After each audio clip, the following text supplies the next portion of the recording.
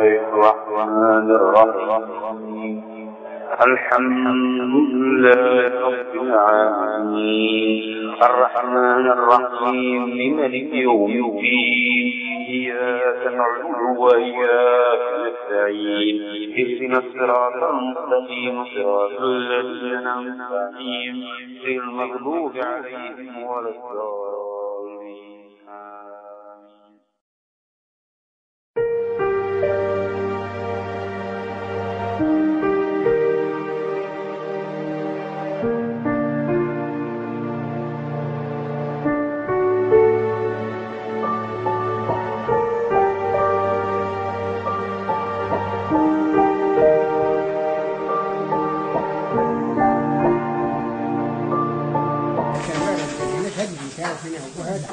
هنا الدجال ولا كبير هنا قراو هنا كل شيء هنا وحتى قراوش المدينه وكان كيجي هنا فينا دائما ما حاله هو هذا. اللي كان الله يرحمه قرا الابتدائي ديالو هنا في هذه المدرسه هنا مدرسه اجانا، ومن بعد انتقل مدرسه الاعداديات الى معالي، ومن بعد انتقل ثانويه الهدايه الاسلاميه الثانويه، ثم انتقل الجديده الجامعه بشعيب دكايا، ومن الجامعه ديال الجديده انتقل لاسفي الجامعه ديال اسفي.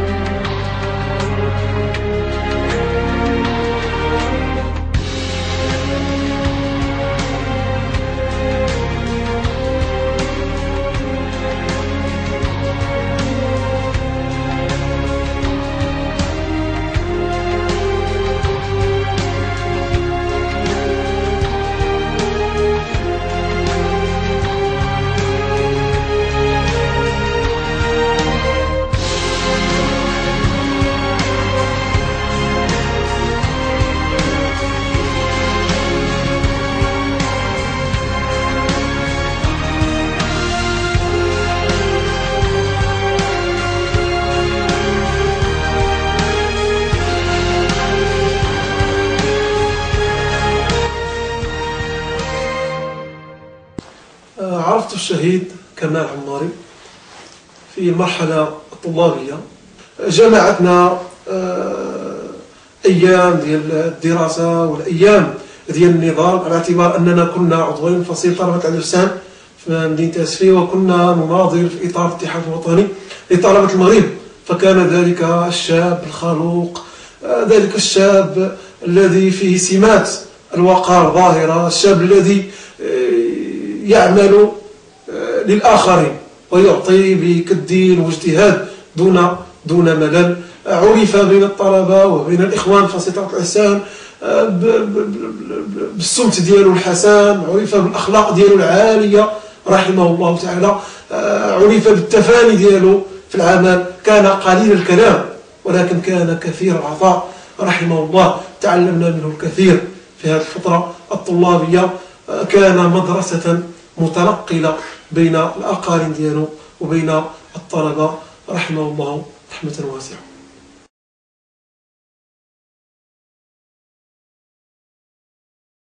ديما الوضوء دائما كيتوضا عمر كمال ما قعد بالوضوء ابدا تبدا ينوض الفجر. انا كان بعد خاطر كنعجز وما كنوضش، هو هنا فين نسمعو ناض مساعد فقيه ويتوضا وينوض فقيه تما ويصلي معاه، وبعد نمشي نخدم نسيبو ما نصلاو به خاطر نسيبو نصلاو ونسيبو قاعد تما قاعد، ويخرج دخل 9 ولا 10 يتوضا ويصلي الضحى ويقرا مع الفقيه وكل شيء صافي. طبيعة كمال هي هذه من صغره إلا انتهى العمر ديالو، هذه هي الطبيعة ديالو صافي. إلا شاد في الدين صافي. القرآن ديال السي كمال الله يرحمه السعدي كان كيقرا فيه يعني سورة البقرة، ويقرا فيه الحزب مع القيد، يكون كيحافظ على الصلوات الخمس. كان سيدي رجل دياني ويقرا سورة البقرة ديما يقرا ديما ويقرا معايا الحال. كان الله يرحمه كيصلي هنايا الصلوات الخمس وكيأذن للصلاة، وكان الله يرحمه كيصلي التراويح بالناس. هذا كان الإمام عيد كيصلي بالتراويح هنايا في رمضان.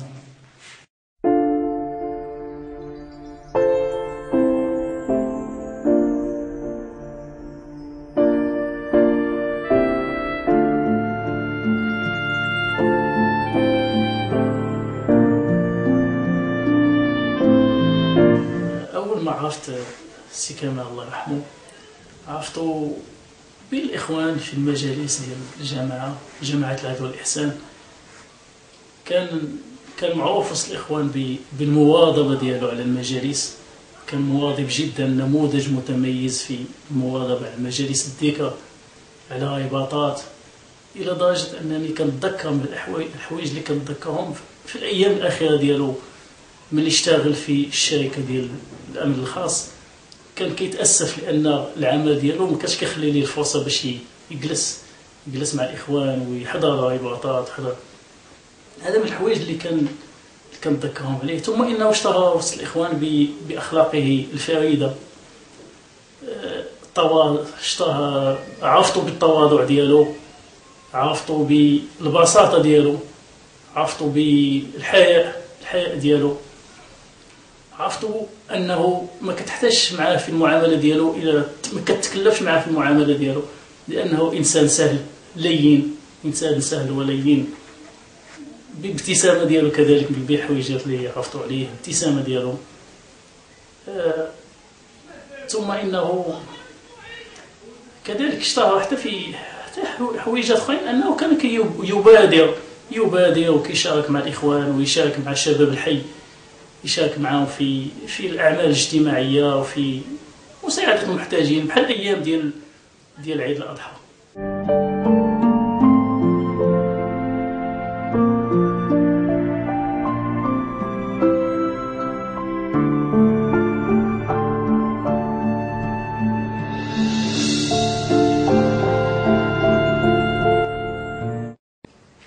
كان الشهيد كمال العماري عضوا نشيطا بشبيبة جماعة العدل والإحسان، حيث كان مواظبا على أنشطة الجماعة. وقد شارك الشهيد كمال العماري رحمة الله عليه مع مجموعة من شباب جماعة العدل والإحسان في التظاهرات التي كانت تنظمها حركة 20 فبراير بهذه المدينة، على اعتبار أن جماعة العدل والإحسان كانت مكونا أساسيا من مكونات هذا الحراك.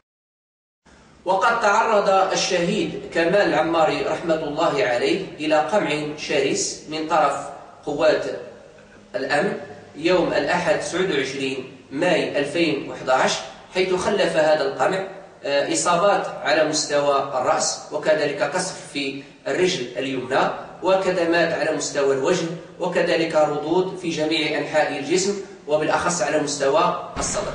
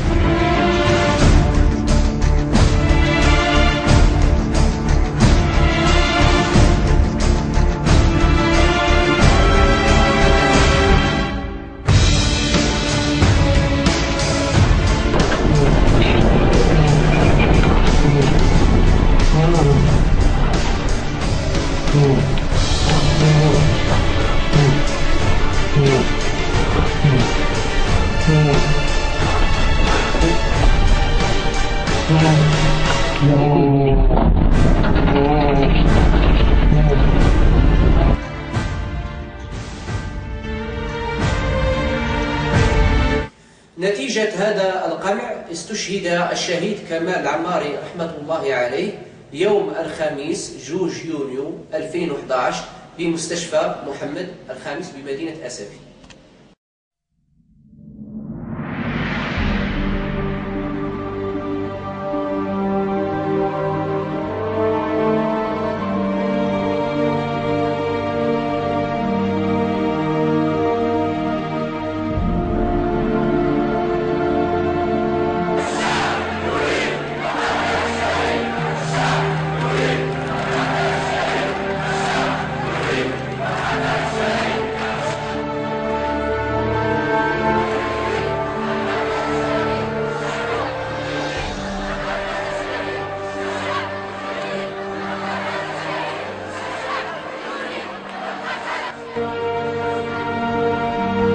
فيما يخص قضية الشهيد كمال عماري، وبالنسبة للشق القانوني للقضية، فمباشرة بعد استشهاد الشهيد التجأت عائلة الشهيد كمال عماري إلى السيد وكيل العام لتضع شكاية في الموضوع. بعدما تسلم السيد الوكيل العام للملك هذه الشكاية، أمر بإجراء بحث في النازلة عهد به للفرقة الوطنية التي أنجزت المطلوب، وأحالت الملف من جديد على النيابة العامة لتحيل بدورها الملف على السيد قاضي التحقيق الذي عقد أول جلسة بتاريخ 16 فبراير 2012. للإشارة فإن الشهيد كمال عماري خرج كسائر المواطنين للاحتجاج السلمي الذي يكفله الدستور والقانون، وقد تعرض لاعتداء من طرف رجال الأمن والقوات العمومية، وفارق على إثر ذلك الحياة بتاريخ 2 يونيو 2011 بالمستشفى.